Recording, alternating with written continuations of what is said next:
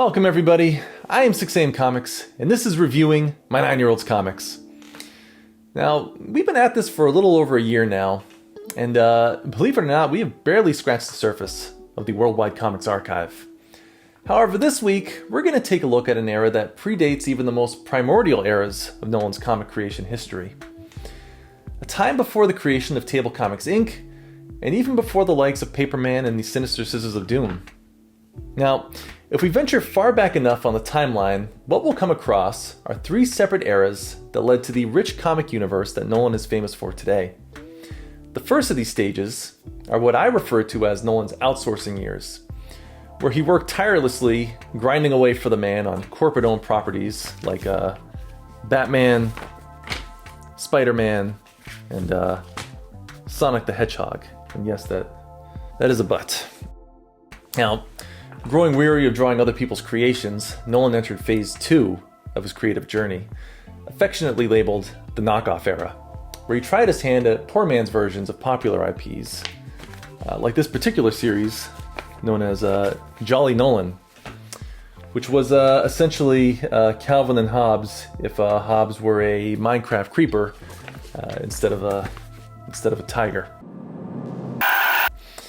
Now, this was a solid effort for an amateur creator, but unfortunately it was little more than the comic book equivalent to the $5 DVD bin at Walmart.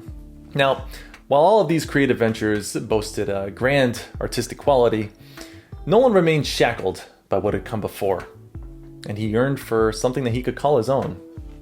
And thus, we enter the final stage of Nolan's early years, the Nolan era. The artistic prison break, which was headlined by 3 brand new IPs, JETPACK MAC, Mega Grave, and Fire Fun. Today, we're going to take a look at the first of these 3 efforts, JETPACK MAC. So let's do that. Beginning with the overall presentation, what we're observing is an early comic creation from what I theorize to be a 7-year-old child. I say theorize because I've done a horrible job archiving the dates of these books, and it's difficult to nail down a specific year for this issue's creation. But I do believe JETPACK MAC was illustrated between late 2021 and early 2022, which would make Nolan 7 at the time he illustrated the Nolan era comics. JETPACK MAC, Mega Grave, and Fire Fun all follow the standard triple staple format. However, what sets these books apart is that the paper is positioned horizontally rather than vertically, or if you prefer more techier terminology, landscape as opposed to portrait. Because this issue doesn't make use of panels in the way most comic books do, the majority of pages were treated as their own individual panels. And thank goodness too. The extra page width really gives Nolan's artwork room to breathe, without being confined to the restrictiveness of smaller borders. Just look at that lush scenery. Beautiful. Following a number of incidents involving markers and pens being used on various off-limits surfaces around the house, Nolan at the time was denied access to any inking materials, and thus these issues are presented in black and white pencil. Despite his tendency towards spelling and grammatical errors, Nolan's penmanship and lettering is impressive for such a young age. And despite one major typo on the cover and an overall disregard for capitalization, you'd almost think former editor and big brother Milo had a minimal involvement with the editing of this book, as the punctuation and spelling overall would make any of Nolan's elementary school English teachers proud. The artwork, while primitive by World Wide Comix standards, is advanced by any normal 2nd grade standard. While the majority of pages are drawn in silhouette, there are a handful of images early on which show an impressive understanding of anatomy, movement, and realism. The cover art alone is top-notch and easily accomplishes its mission of drawing in potential readers to pick up this book and give it a read.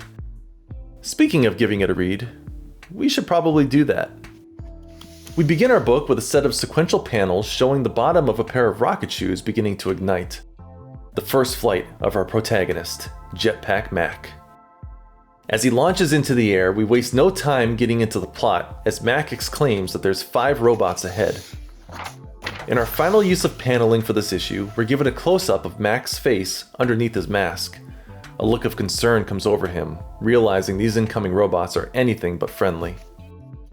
It's unclear where the other 3 robots are during the events of this book, but for the time being, we're only shown Mac's encounter with 2 of the 5 robots. As our hero hovers in the air, this duo of hostiles approaches.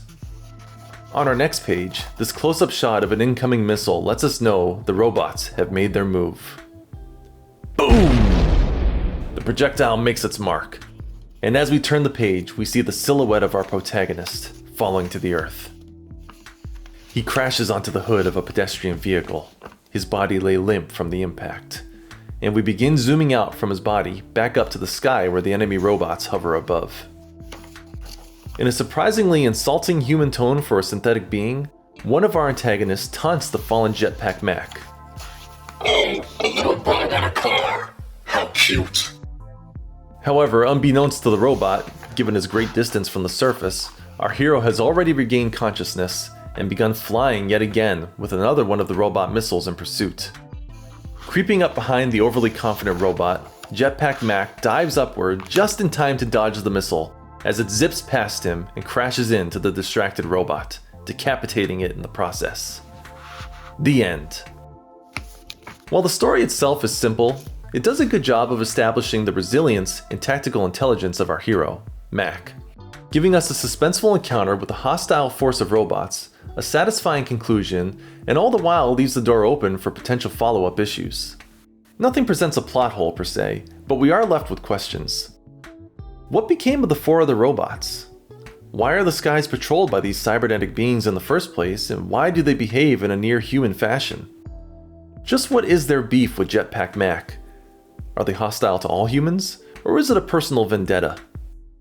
Given the appearance of the car on page 7, and the presence of robots, it can be inferred that this series takes place in a futuristic landscape, perhaps one of a dystopian nature where flight by humans is prohibited by their cybernetic overlords. If so, it would explain the immediate assault of our hero just seconds after taking flight. Could it be that his jetpack is stolen technology? Or are we being set up for a shocking twist in which our supposed hero is in fact the villain of the series, a technologically advanced anarchist hell-bent on sowing chaos upon a peaceful utopia protected by cyborg peacekeepers? Not a clue, because this is the only issue in the series, and I suspect that Nolan's general disregard for this time period of comics points towards a discontinuation of the storyline. Then it's been like 3 years. But just in case he plans on returning to the series down the road, he'll at least have this convenient how to draw reference in the back of the book for Jetpack Mac's head. Sweet. And there you have it, Jetpack Mac. What many might call the beginning of an era. Now, I have to give a little bit of leeway in my rating for this one because we may very well be looking at the works of a 7-year-old. I should know the actual year, but what can I say? I'm a horrible archiver.